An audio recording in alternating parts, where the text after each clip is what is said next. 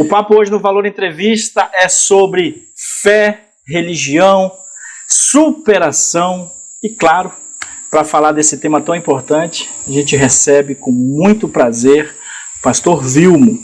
Olha só, Ministério Apostólico Templo dos Remanescentes na cidade de Gaspar. Uma história incrível que eu quero compartilhar com vocês a partir de agora. Pastor, muito obrigado pela sua presença, obrigado por aceitar o convite para estar aqui conosco no Valor Entrevista. Eu sei que a sua história a gente não consegue retratar em um vídeo de apenas 30 minutos, mas eu acho que dá para a gente inspirar muitas pessoas que vão assistir o nosso vídeo a partir de agora com um pouco do que o senhor já produziu na sua vida. Vocês podem observar uma mesa linda, um café maravilhoso, uvas, é daqui, né? Da nossa colheita. Seja bem-vindo ao Valor Entrevista. É um prazer também te receber no nosso ministério, no nosso rancho, como nós chamamos, mas é um rancho que Deus resolveu pôr o trono dele aqui e tem a presença dele e ele direciona nós em tudo que nós temos que fazer. Nós não fizemos nada sem orar e sem pedir a permissão de Deus. Foi o que eu aprendi na minha caminhada de 12 anos de crente, vamos dizer assim, e 6 anos de ministério, que vai fazer 6 anos agora, dia 23 de fevereiro. Que maravilha. Somos novos ainda. Vai ter festa? Vai ter festa, você está convidado. Pronto. Eu venho. Quem quiser vir, converse com ela que vai estar aí no... Comenta aqui embaixo no vídeo, eu quero participar da festa e é só chegar. Só chegar. A festa vai ser dia 26, vai ter costela fogo de chão, vai ter oração. Vai ter? Vai ter Deus aqui que ele vai estar esperando, porque se alguém quiser algo diferente na vida e nunca experimentou a presença de Deus, que eu não estou só falando para crente, eu estou falando para todos, eu não estou falando de religião, eu estou falando de Deus. Estou falando de Deus. A religião eu deixo, a religião não leva ninguém a lugar nenhum. Agora Deus leva a gente nas alturas, como levou eu, na minha vida. Mas segura essas informações aí que a gente vai contar um pouco dessa história incrível do pastor Vilmo. Vamos apresentar quem está na mesa? Fica à vontade. Aqui ao seu lado, a minha esposa, Joyce, pastora Joyce. Ali, o Getúlio, o irmão, ele é um obreiro da casa. Aqui ao meu lado, o garotão. O João, que é o nosso ajudante de padeiro, que depois eu vou contar qual é Já tem uma profissão. Já tem uma profissão. E a Cris, que é a mãe do João, que ela cuida das nossas redes sociais. Maravilha. Também ovelha da casa. Maravilha. Pessoal, a gente vai para a primeira pergunta, porque, como eu comentei, não dá para retratar a história do pastor em um vídeo de 30 minutos, mas dá para a gente mostrar um pouco de como foi essa trajetória até aqui. O que Deus fez por sua vida, o que aconteceu para o senhor montar o ministério? Bem, vamos começar com o Vilmo. Há 12 anos na igreja e há 8 anos eu tinha uma empresa, um faturamento alto. Faturamento alto, dinheiro no bolso, lanchas, carros, caminhonete, não precisava de Deus. Vamos botar assim, não precisava de Deus. Mas minha mãe, que já está no Senhor, já dizia, grande pastor, Vilmo. Eu dizia, mãe, não, mãe, eu sou empresário, eu gosto de ganhar dinheiro, mas tu vai ganhar dinheiro, mas tu vai ser pastor. E grande pastor, eu dizia, mãe, profecia. A mãe endoidou. E realmente, há 9 anos atrás, vai fazer 9 anos, o Senhor me levou para o fundo da cama com câncer melanoma. E minhas costas, eu vou ter que, para poder contar, eu vou ter que adiantar. E eu fiquei no hospital, foi dado um diagnóstico que eu tinha 3 meses de vida. Não tinha mais nada. Então, o que aconteceu na minha costas? Tinha 2 buracos, que tinha 2 panos que escorria o câncer e apodreceu a minha costas. Bem falando, né? Quando puxava os paradrapos, que era grande, era um chumaço, não era... Saía um pedaço? Saía toda a carne, saía junto com os paradrapos. Não tinha. Minhas costas, ela arrochou, ela esverdeou e não tinha mais. E o médico veio e disse, olha... O médico foi o Dr. Samir Abdallah, né? Disse, olha, Vilmo, eu te conheço, a gente tem uma certa amizade, mas são 3 meses, aproveite.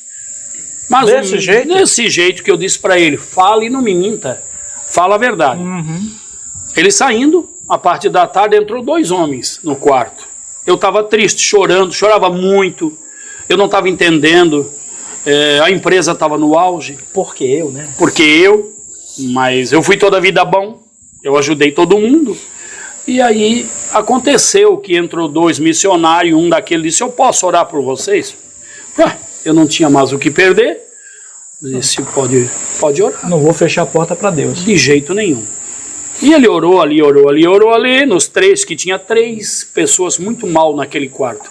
E ele saiu. 15 minutos ele voltou e disse, eu posso falar com o senhor? Pode. Ele disse, eu não lhe conheço, mas eu sou obrigado a lhe entregar aquilo que o Senhor mandou para ti. Você é um homem arrogante. Você é um homem que acha que o dinheiro compra tudo. Você é um cara que não quer saber de Deus, mas já foi falado que é para tu fazer a obra. Você veio para cuidar, alimentar órfãos e viúvas, mas você não quer saber. E Deus te tocou, permitiu que um câncer, em poucos dias você descerá à sepultura, e a sepultura está aberta do lado da tua cama. Tu não consegue ver, mas está ali. Desse jeito, dessa maneira. Foi o argumento. E o que passou pela tua cabeça ao ouvir isso? Eu fiquei confuso porque eu achava que era um cara bom. Eu achava que eu não merecia. Mas eu baixei a cabeça, e quando novamente ele disse assim, e Deus manda te dizer, se você quiser, você aceitar, é decisão sua. Hoje ele fecha a cova e você vai cuidar, fazer a obra e cuidar de órfãos e viúvas. Na hora eu aceitei. Eu não tinha outra saída. Sim. E eu senti que era algo muito de Deus. E ele disse, não faça propósito de tolo. Cumpra o que você está falando, se eu estou na obra. Qual é o propósito de tolo, para a gente entender bem? É falar para Deus, assumir um compromisso e depois esquecer. Entendi. Porque 7 dias depois o médico mandou eu para casa. Mesmo com esse diagnóstico? Eu vim para fazer só curativo, porque não tinha mais o que fazer lá. Então eu ia no Santa Catarina, minha esposa me levava 7 horas da manhã e 6 horas da manhã para trocar o chumaço, onde estava cheio. Era tão dolorido, Alan, que eu mordia esse dedo e eles botavam eu de lado. E eles, quando eu dizia para a enfermeira, por favor, você puxa de uma vez, você vai ver algo muito feio. Ela disse, eu estou acostumada. Quando eles abriam, eles se apavoravam. Era um corte muito grande. Era 2 buracos que tinha nas minhas costas. E eu já avisava, eles puxavam, lavavam e botavam de novo, não tinha. Depois, se quiser, eu mostro o corte. 7 dias eu vim para casa, fiquei 1 mês fazendo curativo e nunca mais voltei no médico. Se Deus falou que me curou, se Deus falou que se eu fosse para a obra, Ele me curaria, isso é coisa de fé, isso a medicina foi deixada para usar, isso é coisa minha com Deus. Sim. E acabou, eu disse, eu não vou mais nem remédio, joguei todo o remédio fora. Vai fazer 9 anos. Pessoal, a gente está conversando com o pastor Vilmo, ele que é aqui do Ministério Apostólico Templo dos Remanescentes, na cidade de Gaspar. Você está acompanhando a gente aqui pelo Valor Entrevista, um relato incrível de fé e de superação. E eu quero saber, pastor, sobre os milagres de Deus na sua vida. Este foi o primeiro. O primeiro foi o câncer. Aí eu entrei de cabeça no ministério, vou fazer a obra. 2 anos depois eu desobedeci uma ordem do Senhor. Porque veio uma profeta e eu disse assim, eu vou para São José do Cerrito. Eu gosto muito de ir lá naquele canto, lá onde nós cuida de um povo lá também, nós leva a palavra, nós leva sacolão, nós temos um projeto, porque a minha esposa é de São José do Cerrito. E eu fui, e a profeta disse assim, pois se você ir, você vai ter vai no pulmão, pneumonia. Se você for, você vai ter pneumonia. Entendi. Não, né? Eu tinha fé, mas não. Eu fui. Cheguei lá na hora. Comecei a sentir um cansaço. 2 dias fiquei lá e disse para minha esposa, eu não aguento. Ela disse, eu te avisei. Eu te avisei. Eu não ouvia ela. Sábia. Mulher sábia.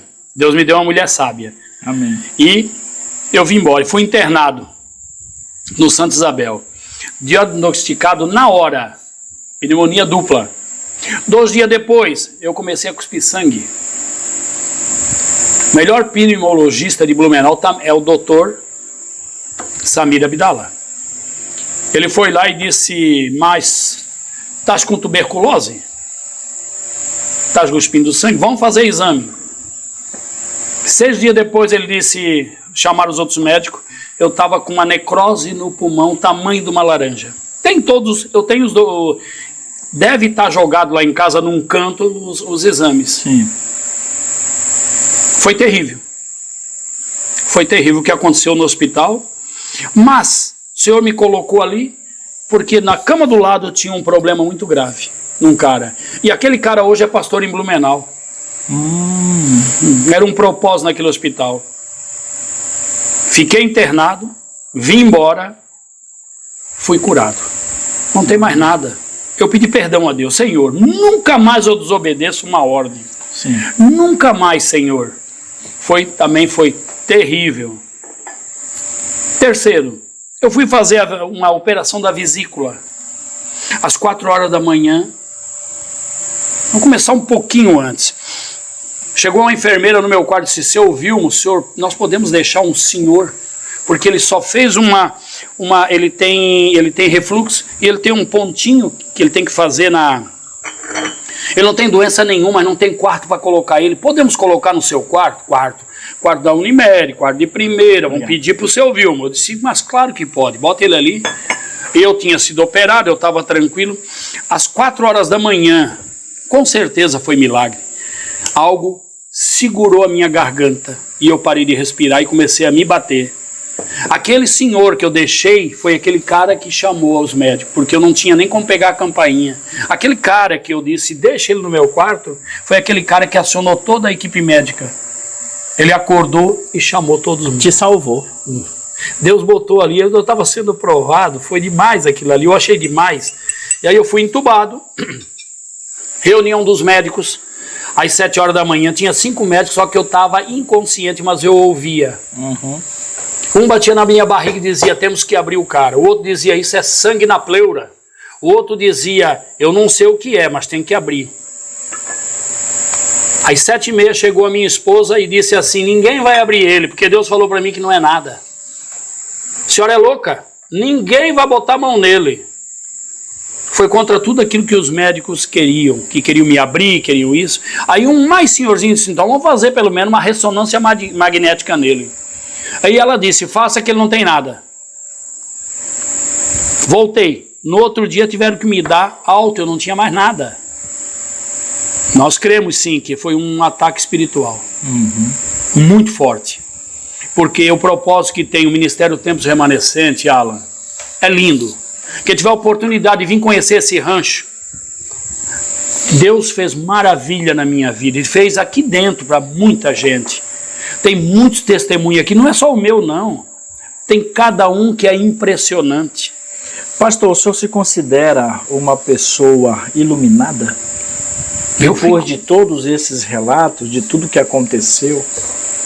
Eu me considero uma pessoa privilegiada, separada, escolhida por Deus. Fui entender isso aos 45 anos.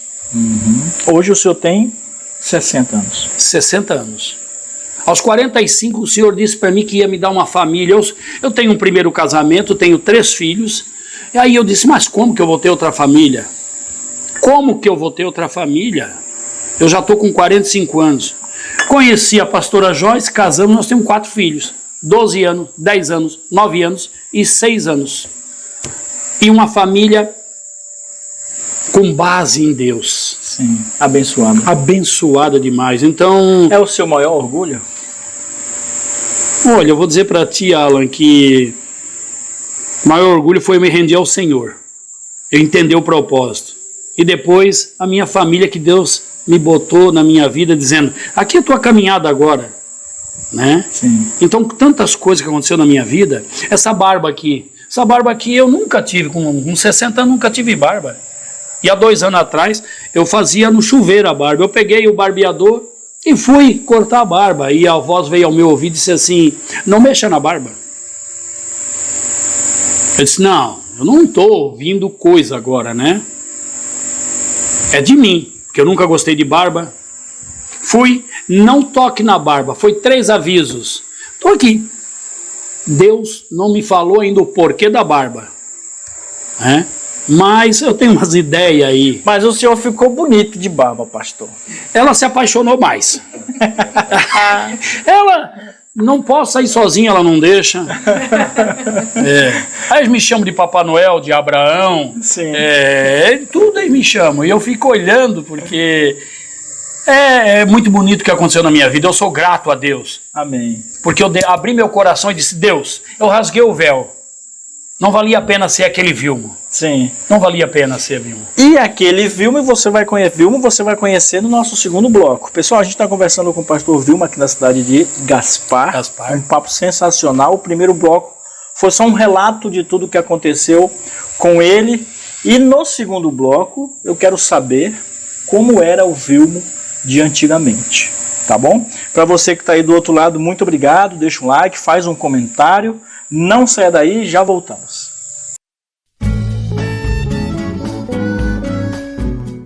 Voltando aqui depois do nosso comercial do nosso patrocinador, nós estamos na linda e bela cidade de Gaspar, a cidade que eu moro, tenho orgulho de ter minha família aqui, e numa presença sensacional, incrível, pastor Vilmo, Ministério Apostólico Templo dos Remanescentes. Vocês conheceram um pouquinho da história dele no início, o nosso primeiro bloco. Agora vem aquela pergunta que todo mundo deve se fazer quando olha para o Senhor. Pastor, depois de toda essa história de superação, fica aquela dúvida, mas como é que era o pastor antes? A minha história é um pouco complexa. Vou resumir um pouquinho, Alan.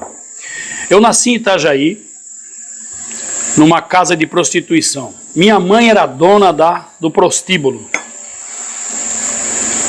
Nasceu bem, hein, pastor? Nasci. Eu fui cuidado por 50 prostitutas. Aos 3 meses, descobriam, porque uma cuidava um pouquinho de mim, descobriram que eu não fazia xixi. E eu tinha um problema grave de fimose. Minha mãe tinha muito dinheiro. Botou eu no avião, levou a Curitiba e eu fui circuncidado aos 3 meses. Eu estava morrendo. E ganhei já a primeira chance de viver. Pois é, a sua vida sempre foi assim, vocês perceberam, né? É no risco. É no risco toda a vida. É sempre com a morte do lado. Assim. Mas parou isso hoje, né, pastor? Graças a Deus. Parou, né? Depois que a gente aceita aquilo que Jesus quer na vida da gente. Depois de tanta aprovação. Oh Deus, ilumina o homem ainda mais. E aí eu fui criado por um padrasto, que ele era marinheiro. Foi o terror da minha vida. Deus colocou ali já porque eu tive uma infância eu trabalhava muito, eu tinha que limpar galinheiro, eu tinha que limpar valo, eu vendia laranja, porque o homem era terrível comigo. E aí eu tive que me virar sozinho desde muito novo, muito novo. Eu casei aos 18 anos. Você sempre foi empreendedor? Toda a vida. Já desde os 9 anos eu vendia laranja, pera e maçã nas estradas. Casou com que idade? 18. Com 18 anos casou e já veio filho? Já veio filho. 3 filhos do primeiro casamento. Do primeiro casamento. O Vilmo era um cara que tinha o apelido de Diabo Loiro. Era um cara que brigava 3 vezes por dia. Olha na só. Escola, na rua. Que então, delícia de vida, hein? As vizinhanças diziam: Dona Doda, o apelido da mãe era Doda, Dona Doda, o Diabo Loiro tá na rua. Meu Deus, então assim. Eu era levado para dentro e a mãe pegava eu de pá de polenta. Quanto mais eu apanhava, mais eu rangia os dentes, mais eu queria vingança. Eu era dessa maneira. Eu era um cara complicado. Casei, piorou, prostituição, cachaça. Era terrível. Você foi viciado em álcool? Muito. É mesmo? Muito. Eu tomava muito uísque, eu tomava muita cerveja, eu tomava vinho. Tudo que me dava, eu tomava. E tudo que eu... O que me passa agora, inclusive, a gente vai sair um pouco aqui da pauta, na verdade tem um roteiro. Então, para você que está aí nos acompanhando agora no Valor Entrevista e está, por exemplo, no mundo das drogas, no mundo do vício, tem solução, né, pastor? Tem. Eu nunca fui viciado em droga, mas eu vivi no mundo das drogas, porque eu tinha pessoas do meu lado, naquela época de poder aquisitivo alto, Sim. médicos, doutores, que eu participei de muitas festas de droga, de 1 quilo da cocaína tá ali, ele cheirando a noite inteira e se prostituindo. Eu fazia parte daquilo ali. Eu só bebia bebida de álcool. Nunca usei aquilo ali. E pessoas que estavam ali, que eram viciados, alguns dali que foram para Jesus, teve recuperação. A pessoa não consegue sair sozinha. Dificilmente. Isso é. Dificilmente ela não sabe, porque é um buraco muito fundo. Não é fácil. É uma dependência. Eu digo que é uma dependência do vício, mas é uma dependência demoníaca. O senhor viu muitas pessoas morrendo por conta do vício? Pessoas de alto poder aquisitivo, destruídas. Ele dizia para mim assim: quando eu morrer, por favor, me enterre, bote no caixão eu de bruço. Mas qual o significado? Ele disse de bruço e nunca coloque travesseiro, porque eu tenho dinheiro e o tablete de cocaína já está comprado. Eu quero morrer com o nariz na droga. Desse jeito? Desse jeito. Era ele, era um médico que cuidava dele, mais outras pessoas que faziam parte do grupo nosso, que são as pessoas de Joinville, morreram nessa vida. A droga não tem volta. A droga não tem volta. Por eu ver isso, lá atrás, eu nunca me envolvi. Sim. Nunca me envolvi. Mas também o que eu bebia, eu ficava totalmente fora. Sim. Era loucura. Aí vem de Itajaí para Gaspar. Você chega em Gaspar em que ano? Eu chego em Gaspar em 2000. Eu estou há 22 anos, 23 anos aqui. Foi em 2000. 2000. Já veio como empresário? Não, eu quebrei feio lá. Eu perdi, eu montei uma malharia pequena em Itajaí. Tudo que eu tinha eu vendi para o Rio de Janeiro. O cara não me pagou. O cara não me pagou, ficou devendo, aí vem um negócio. Eu passei a mão num ônibus e fui lá para matar o cara. Lá no Rio. Chegou lá no Rio, fui recebido por ele, por Mazus Capanga, sozinho. E chegando lá, ele botou a arma, me ameaçou, e eu disse para ele, não adianta tu me matar, porque lá fora eu vim com mais gente. Eu estava sozinho. E dali eu conheci uma pessoa que era o meu, eu não conhecia ele, era só através do telefone, que era o meu representante, e o representante disse assim, tu tem que fugir que eles vão te matar. E aí eu fui para a praia de Itaipuaçu, no Rio de Janeiro. Eu fiquei alguns dias lá. E lá eu tomava cerveja, daqui a pouco chegou um cara, um alemão com umas tranças, e disse, és da onde? Aí eu disse, Catarina, pois é, mas estás fazendo o que aqui? Que eu estou vendo tu vários dias aqui. Eu disse, eu estou ali naquela pousadinha, que era um rancho, que eu arrumei para ficar, e ele disse, eu estou aqui para cobrar um cara assim, assim, assim. Aí que Deus entra no negócio. Por quê? Porque eu disse para ele disse assim, tu conhece o Morro do Careca na Praia Brava? Eu disse, eu sou dali. Ele disse, tu conhece o Beto? Aí eu disse para ele, o Beto é aquele que tem um bar ali embaixo, é meu irmão de criação. Era amigo meu, não era amigo, era irmão. Ele disse, aquilo ali, eu pulava com ele de parapente, ou não sei o que lá, fiz uma amizade. Aí fui saber, o cara era o traficante lá. Era o cara que cuidava da praia, era o cara respeitado. E eu contei a minha história.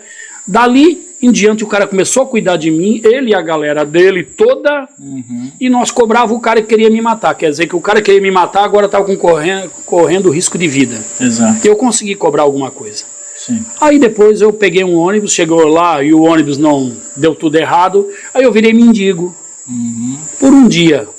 Tá, peraí, então. No Rio de Janeiro. A gente precisa fazer um adendo aqui, né? Porque além de todas as dificuldades com relação à saúde, além de ter quebrado a empresa, Ainda virou mendigo no Rio. Não é mendigo em Santa Catarina, é mendigo na rodoviária do Rio de Janeiro. Você diz. Porque você superou isso? Porque eu peguei algum dinheiro em cheques. E aí eu estava sozinho, me largaram e foram cuidar da vida deles. Eu disse, e agora? Então eu estava lá com uma calça que eu lavava embaixo com sabão, sabonete, dentro não deu, e pendurava numa janelinha basculante. Aquilo eu fedia igual um gambá. Aí eu jogava e sentava no chão. Chegou um grupo que disse para mim, tu vai para onde? Nós estamos indo para o norte. Eu disse, não, estou esperando outro povo meu. Eram os mendigos, outros mendigos. Então eu me misturei no meio deles lá no Rio. Para mim não correr risco daquele outro povo vir atrás de mim. Sim. Até a hora do ônibus. 17 horas do Rio aqui fedendo. Eu inundei aquele ônibus todinho de tanto eu fedia. Mas Deus estava comigo, dele queria. Cheguei em Itajaí, eu beijei o chão da rodoviária. Imagina. Beijei o chão, digo, voltar para a terra. Voltei para a terra, entende? Aonde depois deu tudo errado, porque não tinha mais como, e eu vim embora para Gaspar. Aí em Gaspar começa uma outra fase da sua vida. Como foi a recepção em Gaspar? Eu peguei uma malinha, botei uma calça, 2 bermudas, um par de chinelo e um sapato e disse para a ex, nosso casamento está destruído faz tempo. Eu não tinha Jesus, eu não sabia o que era, né? E estou indo embora. Eu vim para Gaspar e sentei na frente do Godofredo ali, no meio-fio, disse, e agora o que eu vou fazer da vida? Estou sem dinheiro, sem comida e não tenho nada na vida. Apareceu o Elcio Andrietti do Barracão e disse, eu conhecia ele, porque eu já tinha vendido umas peças para ele, comprado umas peças desse, eles têm um lugar lá em casa que quer ficar. Foi esse camarada que me deu um quarto. Abriu as portas. Abriu as portas e disse, tu pode ficar aqui o tempo que quiser. E ali eu trabalhava com ele, ficamos sócios e foi o cara que me deu a mão. Eu não tinha nada. Não tinha nada. Eu sou grato demais ao Elcio e ao André que me deram essa oportunidade, confiar em mim, abrir a casa dele para mim e deram um quarto. A vida começou a crescer em Gaspar, mas aí você tem uma personalidade forte. A gente já conversou aqui antes. O senhor era um pouco arrogante. Bastante. Um pouco prepotente. Muito. E aí é que entra essa situação do seu câncer. Foi isso? Mais para frente. Aí eu boto abri uma sociedade, montei a minha empresa, e a empresa foi para cima, e foi para cima. Aí a coisa começou a andar, para quem não tinha o que andar, não tinha dinheiro, começou a faturar um valor alto por mês, né? Fiorino, box, para levar toda a malha, pajeiro. Achou que podia tudo. Agora deu, né? Agora deu. Aliás, eu preciso fazer um outro adendo para você que é empresário. É muito importante você ter os pés no chão, sobretudo nos dias atuais, onde a gente sabe que a economia sobe e desce a qualquer momento, uma canetada de um político já pode mudar todo o jogo. E quando você cai, às vezes você só tem 2 coisas. O respeito pela pessoa que você é. E aí entra ferramentas como humildade, simplicidade e, claro, a confiança das pessoas. Se você não tem isso, pode ter certeza que vai ser mais difícil conseguir oportunidades novamente. A humildade leva a gente em lugares muito altos. Exato. Baixa a cabeça, seja humilde. Peça desculpa. Peça perdão. O senhor subiu e de repente caiu de novo. Eu estava faturando alto, aí veio o câncer. Já conhecia a Joyce, nós já estávamos juntos. E aí a empresa faturando, eu sou obrigado a ser internado, fico internado, ela vai cuidar de mim, eu deixei pessoas cuidando da empresa. Quando eu voltei, meses depois, como é que estava, a empresa estava com muita dívida. Sim. Muita dívida. Na rua, tinha perdido 1.680.000, sou obrigado a falar em valores para vocês entenderem. E ali eu disse, como é que eu vou recuperar? Houve mais um roubo de 1.250.000 de uma pessoa que dobrava para mim. E aí o buraco, fora as outras coisas que estavam acontecendo dentro da empresa. E resumindo, final foi ter que fechar a empresa. Tudo isso sem Deus no coração. Ainda sem o encontro com Deus. Aí eu fui para o hospital. Quando eu voltei diferente. Aí eu disse, agora eu conheci Deus. Sim. Agora ele vai me erguer. Não, primeiro ele tirou tudo. Claro. Primeiro eu pensei... Faz parte do processo. Quem já passou pela situação do pastor sabe como é que é. Tem algo que eu aprendi. Leve para a sua vida. Você pode escolher a semente que você vai plantar. A semente que tu escolher é você que vai decidir. Mas a colheita é obrigatório. Então cuidado com o que você vai plantar. Exato. Porque você vai colher. E eu colhi amargo. Porque eu plantei ruim. Eu não posso culpar ninguém, não posso culpar Deus. Foi eu que semeei. Então por isso mesmo que hoje eu agradeço a Deus por toda a minha doença. Eu agradeço a Deus por ter me tirado tudo da empresa, por Ele ter permitido. Porque hoje eu joguei tudo fora, aquelas sementes. E eu arei a terra e estou plantando outro tipo de semente. Sabe qual é a semente? O amor. Exato. A humildade. A simplicidade. A simplicidade. O valor na família, nos amigos. Não adianta, não tem outra receita. É essa aí. E aí começamos tudo de novo. Aí quer ver, eu vou relatar algo. E o Senhor falou um dia para mim assim, pois é, tem 1.630 perdido. Perdoa a todos. Ficamos 2 meses, 1 mês, 2 meses, mandando carta da anuência. Pessoas que eu entreguei cheque. Valores altíssimos. Eu disse, tu não me deve mais nada. Então eu perdoei 1.630 de dívidas de pessoas que me deviam. Me deviam, porque o Senhor disse, não cobre mais.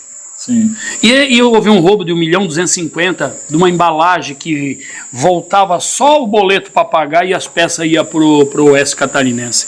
Essa menina foi condenada.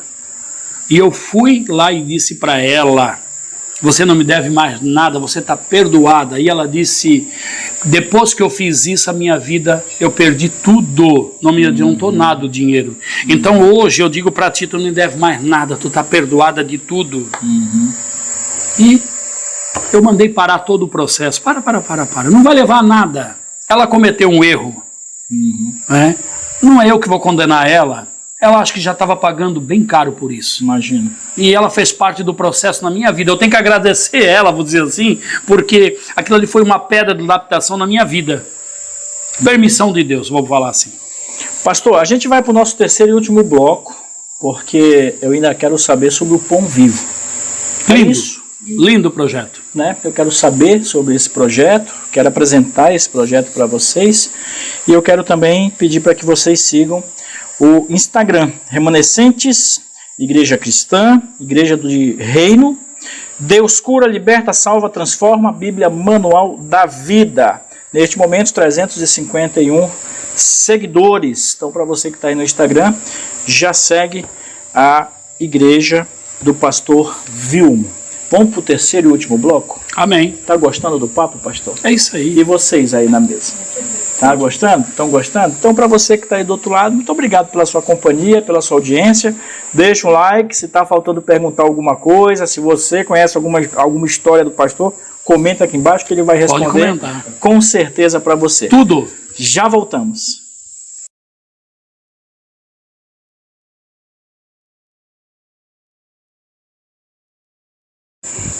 Para você que está aí do outro lado, já percebeu aqui o nível da nossa conversa. Estamos no terceiro e último bloco de um papo sensacional com o pastor Vilmo, tomando um café, comendo uma uva, aproveitando aqui as delícias feitas pela sua esposa. Aliás, parabéns e obrigado por ter preparado essa mesa. A gente está aqui em boa companhia para falar agora no último bloco de uma das coisas mais incríveis aqui no ministério do pastor Vilmo, que é o seu trabalho de doação, o seu trabalho em prol da comunidade, não apenas aqui da cidade de Gaspar.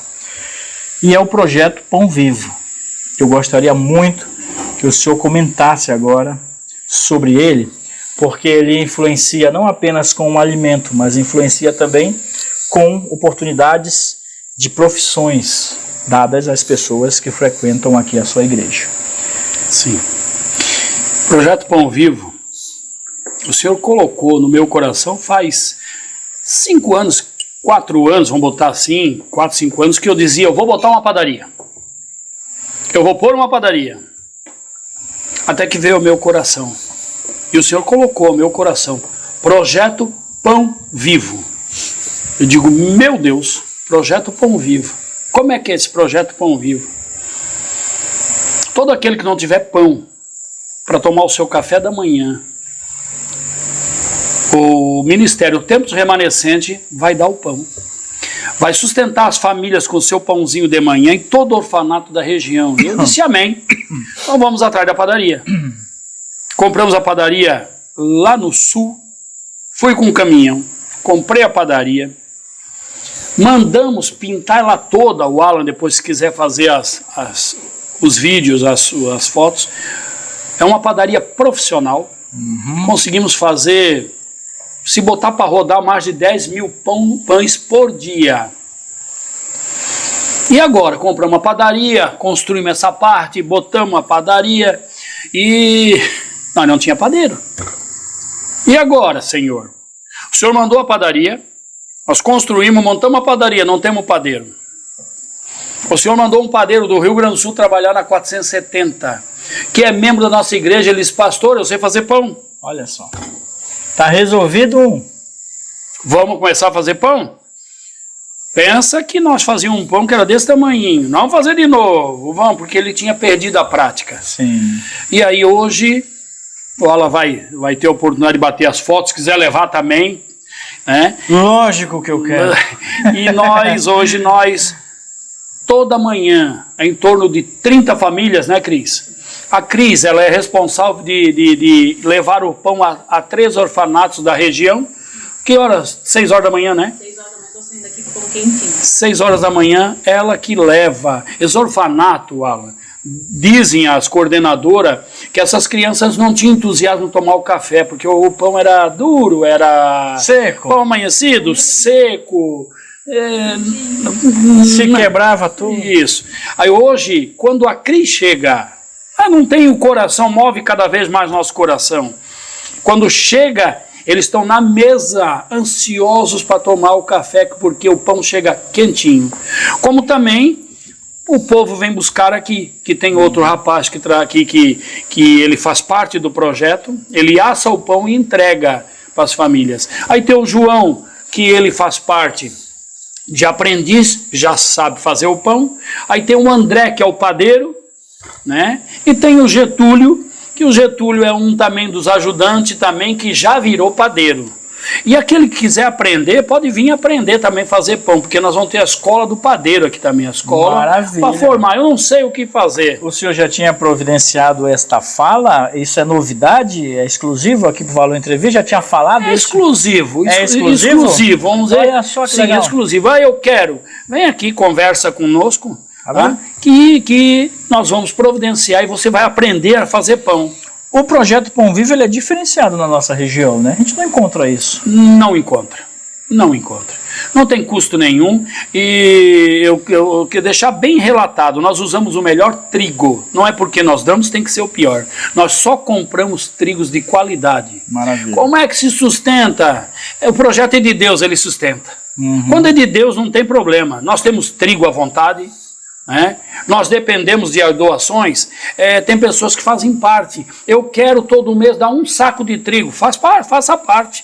Entre em contato conosco, que nós queremos abrir mais padarias. Claro. Quantas o Senhor nos autorizar, tantas nós vamos ter. Né? Então nós queremos. Nós tivemos em lugares aí lá no Paraná, no Pontal Sul, que é muita fome lá. Igual São José do Cerrito. Então nós temos um projeto de 2 padarias já. E também ali em Itajaí, no Santa do Virgem ali. Antes de Itajaí, entra ali embaixo ali. Meu Deus do céu, é muita fome. E aí nós passamos ali, ali precisa de uma padaria. Sim. É muita criança. Então temos intuitos de abrir mais padaria. É lindo o projeto, eu digo que nasceu no coração de Deus, e a disponibilidade que Ele botou em nós, e nós estamos realizando. É muito satisfatório. Imagino. É muito satisfatório. Tem pessoas, Alan, que vêm aqui, pegam o pãozinho, né? E ele sai andando. Ali eles não andam 20 metros, eles já vão comendo o pão. A necessidade, eles estão com fome, eles querem, é gostoso, é fresquinho, e eu não dava valor a um pão, e hoje eu sei o que vale um pão. Sim. Na vida de uma pessoa que não tem aquele pãozinho. Então, o valor é muito grande para nós, muito grande, é lindo. Eu quero fazer parte. Se inscreva, vai aprender a fazer pão.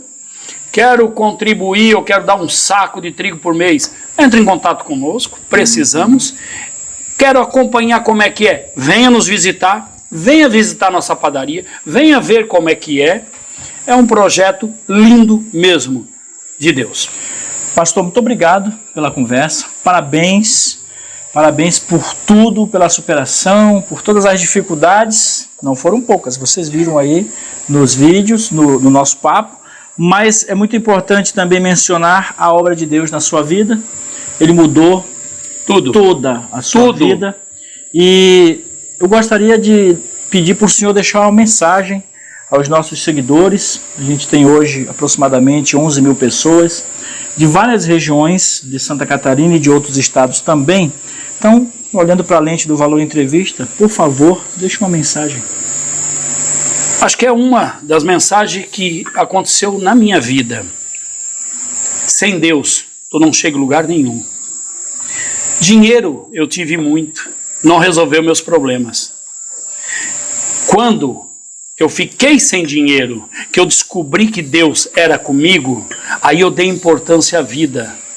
Tive muitos amigos e tenho ainda, que tem muito dinheiro, e a infelicidade que eles têm é terrível.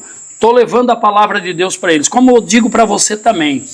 Entregue teu caminho a Deus, que tudo Ele fará. Se tiver alguma pergunta, pode mandar que eu vou responder, e vai ser pura verdade, porque eu sou um homem transformado pela palavra de Deus. Eu conheci um Deus vivo, eu conheci o Deus que saiu da cruz. Ele não está mais na cruz, ele não está mais na cova, e ele é vivo, ele é real, ele está comigo, está conosco, está com o ministério remanescente. Obrigado, Deus abençoe grandemente você, que Deus entre na sua casa, entre na tua família e renove tudo, faça novo em 2023. Deus abençoe. Pastor, muito obrigado, que Deus continue iluminando a sua vida, a sua família. A você que está aí do outro lado, muito obrigado pela sua audiência. Pessoal na mesa, obrigado também pela companhia nesse vídeo. Eu acredito que a gente cumpriu o nosso papel de levar a você uma história inspiradora, para você ter aí a sua reflexão de vida. O Valor Entrevista volta na semana que vem com mais novidades, e novidades boas aqui nesse canal que é seu. Abraço, pessoal. Tchau. Tchau. Deus abençoe.